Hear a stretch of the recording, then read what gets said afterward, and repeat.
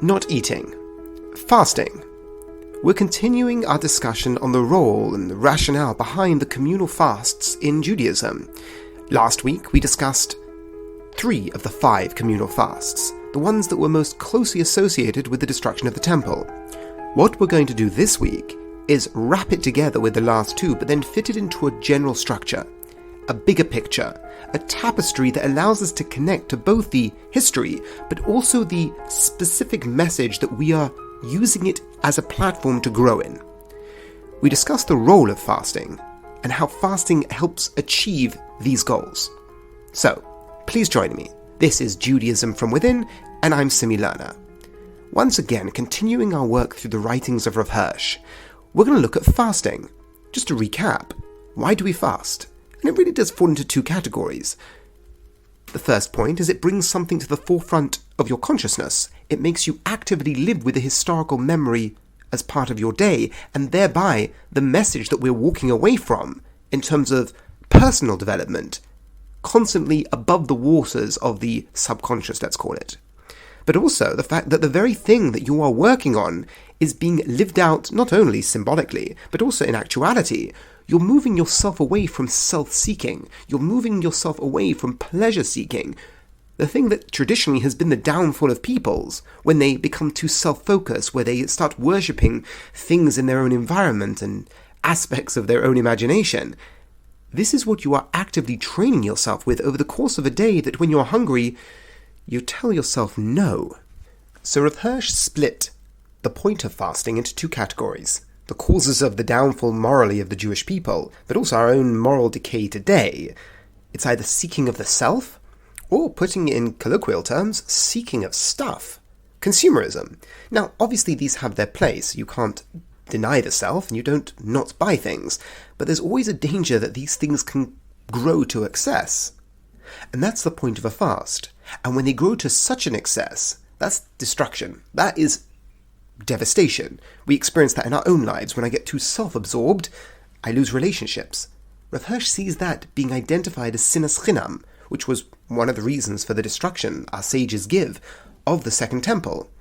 But what about when I get obsessed with things that I want? Well, Rav Hirsch looks at that as being expressed in the 3 cardinal sins, specifically the obsession with sensuality that the Jewish people had. Now think of the responsibility that's being articulated here. Again, I find it difficult to escape from the enormity of that. Our downfall, we don't look to others, we look to ourselves. Because it could so easily be that the Jewish tradition would have a list of enemies, from the Canaanites to the Philistines to the Romans to the Greeks, and we point to them. But it's never the case. It's never a story of revenge against the ones who caused our downfall. It's always a story of where were we lacking and how can we grow in the now. And that's what the fasts are about. The seeking of the self, or the seeking of stuff, the seeking of pleasure. These are the 2 cardinal sins in human history, and the cause of downfalls of civilizations. So, the first is the seeking of self, the second is the seeking of pleasure. Rav Hirsch sees the First Temple's destruction being an expression of the seeking of pleasure, the destruction of the Second Temple, the seeking of self, through the idea of sinas chinam, which is baseless hatred. What does that mean, baseless hatred? You randomly hate people. That's a bit silly. You don't randomly hate people for no reason, but you distance yourself from people. You distance yourself from people because there is focus elsewhere. And where is that focus? It's with me. And that decays relationships. That's what fractures relationships. But what are the other 2 fasts? So we spoke about Asara B'Tevet, 17th of Tammuz, and Tisha B'Av. But there's Gedalia and Tammuz Esther. Rav Hirsch sees these being the expression of the very same principles, but in the exile. And remember how he played out that structure of the temple's final destruction was only one stage in a longer pattern. First, there was a siege. The walls were breached. The temple was destroyed. But now we introduce Gedalia, the fast of Gedalia. And cutting a long story short, there was still a remnant of Jewish people left in the Holy Land. But then, because of zealotry on the part of some, the desire for heroism, the desire to turn things around, he was killed. He was assassinated. with a lot of political intrigue, which we're not going to go into right now, but he was basically murdered by an assassin. And then the last amount of Jews fled. At the protest of the prophets, they fled the land, and that caused the final straw, when all independence was lost in the land of Israel. And that was the final ending of that chapter. And then you have Tammuz Esther, which we know the story of Purim, but the situation is different in both. In the situation where it came to Babylon, the Jews were being oppressed. I mean, things were working out in Israel. Things were growing in Israel at that last stage before Gedalia was murdered. But we were under the oppression of the Babylonian king. In the situation in Persia, Persia was a more pluralistic society. The Jews were under a good influence. Things were going well for the Jews. They were living amongst the people in Persia and the surrounding provinces. So Rav Hirsch points to the difference between the two.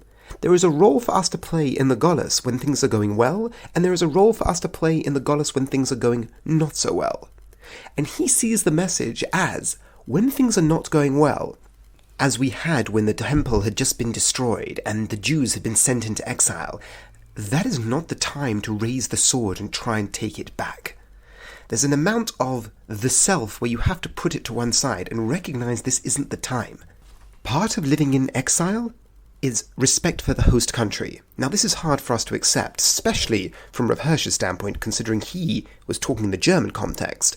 But he wasn't talking about some sort of pacifism. He wasn't talking about a quietism. He wasn't talking about that let things flow over you and just take every beating. No, he stood up against injustices to the Jewish people, but he did it within the laws of the land that he was in. Rav Hirsch looks at the story of Gedalia that exile had been deemed necessary. The Jewish people were sent into exile. Thereby, they owed loyalty to their host country.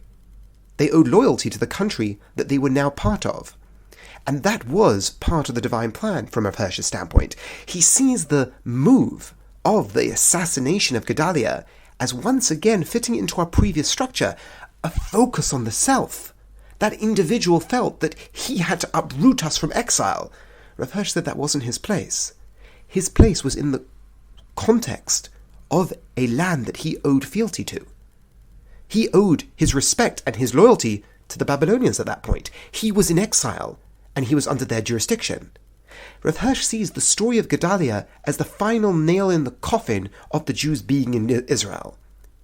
And since then, things had not returned. Things started to go well, but because of this assassination, it all went back to square one, and the Jews were finished in Israel at that point. Because of one man's obsession that he himself had to make a change, when it wasn't his place.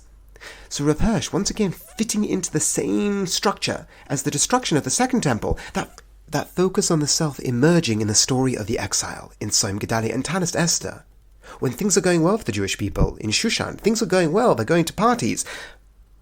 But this is where you have to recognize there is a limit to the first point. Yes, there's loyalty that is owed. Yes, there's fealty to our host countries. Dine de machose dina, we respect the laws of the land, but to a point.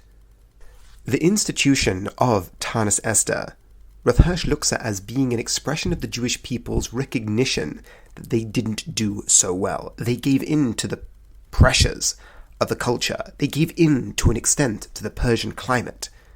This Rav Hirsch looks at as being the problem. This Rav Hirsch looks at as being the idea we're commemorating when it comes to Tammuz Esther. Not so much the self, but once again, here's the seeking of that which is outside, the seeking of pleasure. When things are going well, we, of course, enjoy the fact that we're free, but we have to recognize there are barriers, there are borders, there are limits, and our mission to the Torah and our mission to our own commitment to our moral framework can't crack because of cultural pressures. Rav Hirsch sees the Jewish people's institution of Tammuz Esther at this difficult time being an expression that in some way they gave in on that front. And to give in on that front really does close our circle, because we have two sections, inside the land and the Galuth. We have two categories of work, of personal transformation, the seeking of the self and the seeking of pleasure.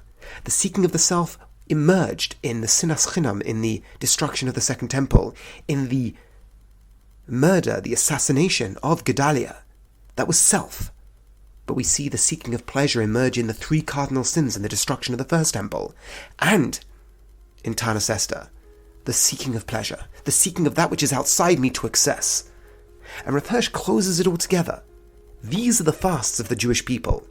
They are instituted for us to learn, for us to grow, but in very specific areas. That we're allowed to experience the fast, allow the messages to come to the forefront of our mind, but also to experience that when I don't eat and I don't indulge in things that I want, I'm working on the focus on the self, and I'm working actively on the focus of the seeking of pleasure. Thank you so much for listening. Hope you enjoyed. And the last one on fasting is actually on personal fasts, voluntary fasts, but we'll leave that till next week. Have a wonderful week.